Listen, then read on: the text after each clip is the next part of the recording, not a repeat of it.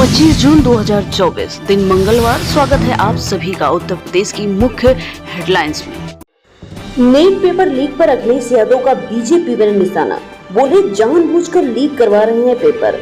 अखिलेश यादव ने paper leak प्रकरण को लेकर बीजेपी को दोषी ठहराया है। अखिलेश यादव ने कहा है कि जानबूझकर पेपर लीक करवाए गए। जब भी बीजेपी की सरकारें आई हैं, पेपर लीक के मामले सामने आए हैं। ऐसे में युवाओं को आरक्षण और नौकरी से दूर किया जा रहा है। हीट वेव के चलते यूपी में स्कूलों की छुट्टियां बढ़ी। अब इस तारीख को खुलेंगे सभी स्कूल। उत्तर प्रदेश में सरकार ने बच्चों की छुट्टियों को बढ़ाने का किया ऐलान। भीषण गर्मी और लू के चलते फैसला किया। सरकार का फैसला 8वीं कक्षा तक बच्चों के स्कूल बंद किए जाएंगे। सभी निजी और सरकारी मान्यता प्राप्त स्कूलों को फैसले का पालन करना। छुट्टियों के अवकाश 28 जून तक घोषित किया गया है। 15 जून तक अवकाश घोषित किया गया था, लेकिन गर्मी के बढ़ते 28 जून तक अवकाश घोषित कर दिया गया।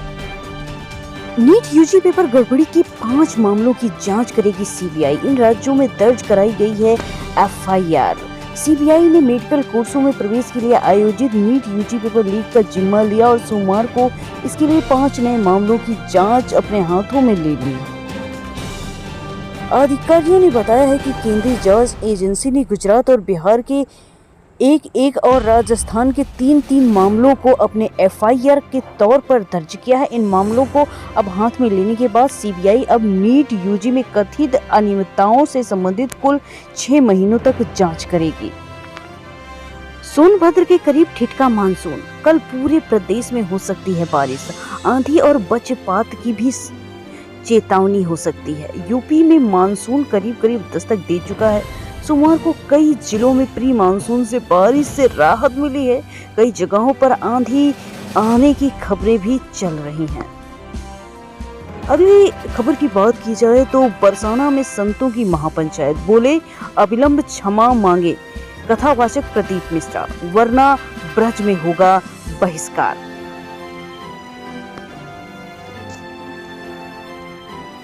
सोने की कीमत में 120 रुपए की गिरावट।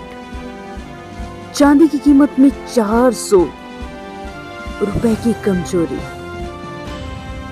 दोस्तों, सोने की कीमत में धड़ल्ले से गिरावट आई है। बहुमूल्य धातुओं की कीमत में गिरावट के बीच राष्ट्रीय राजधानी के सर्राफा बाजार में सोमवार को सोना 120 रुपए के नुकसान के साथ 72,480 रुपए में प्रति 10 ग्राम पर आ गया। चांदी की कीमत पिछले बंद भाव के मुकाबले 400 रुपए गिरावट रही, जिसके साथ 91,900 रुपए प्रति किलोग्राम रह गया। ने महाकुंभ को लेकर की समीक्षा बैठक। कहा यूपी ही नहीं, भारत की ग्लोबल ब्रांडिंग का माध्यम बनेगा प्रयागराज महाकुंभ। मुख्यमंत्री ने की महाकुंभ 2025 के आयोजन की तैयारी को लेकर सोमवार को समीक्षा बैठक की। बैठक में सीएम ने अधिकारियों को कहा कि महाकुंभ 2025 पूरे विश्व को सनातन भारतीय संस्कृति के साक्षात्कार कराने का सुअवसर है।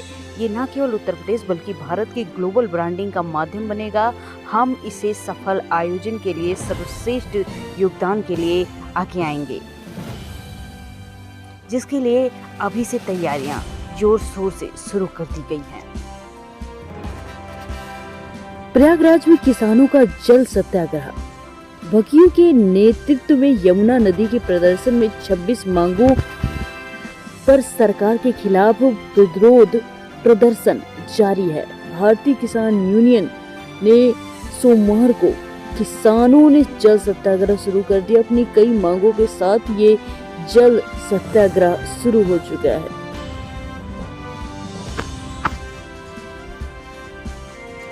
राम मंदिर अयोध्या में छत नहीं टपक रही, पानी आने की वजह दूसरी है।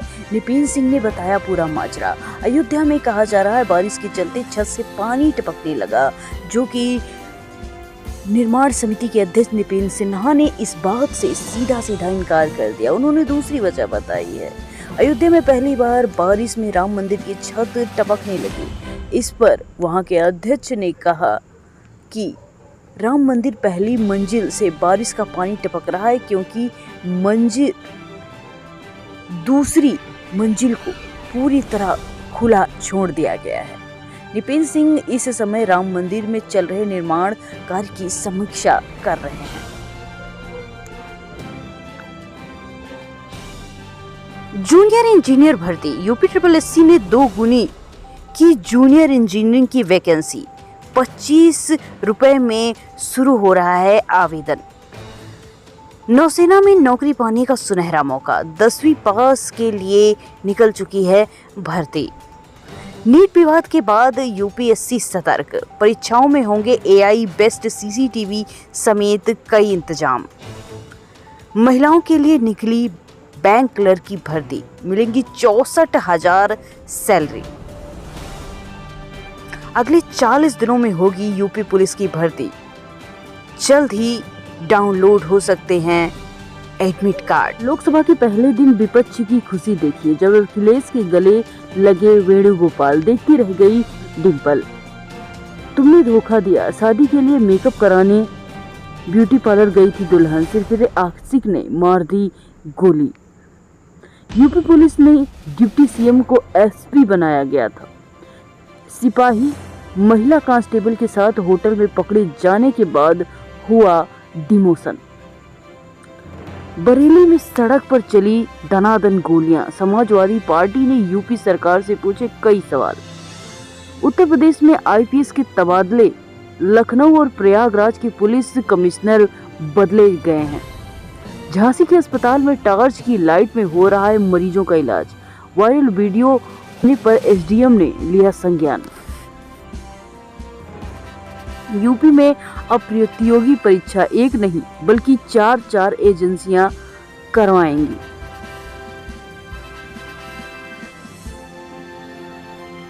यूपी पुलिस कांस्टेबल भर्ती परीक्षा मामले में 900 पेज की चार्जशीट दायर।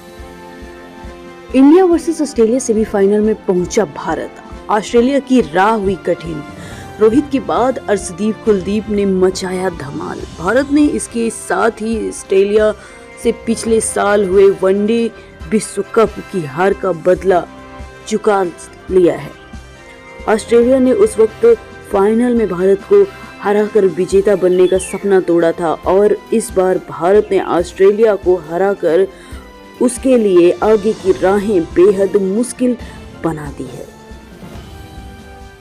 जैसा कि आप जानते हैं कि मायावती ने अपने भतीजे आकाश आनंद को अपनी कुर्सी पर बैठाने का प्रस्ताव रख दिया है। आकाश के लिए चुनौतीपूर्ण हो गए संगठन के विस्तार की राह। यूपी में बिखरी बसपा को बनाने के लिए उतर पड़े हैं आकाश आनंद। लोकसभा चुनाव के दौरान बरेली, झांसी और सहारनपुर आदि जिलों के जिन पदाधिकारियों को बसपा से बाहर किया गया था उनकी भी आकाश की तर्ज पर जल्दी हो सकती है वापसी।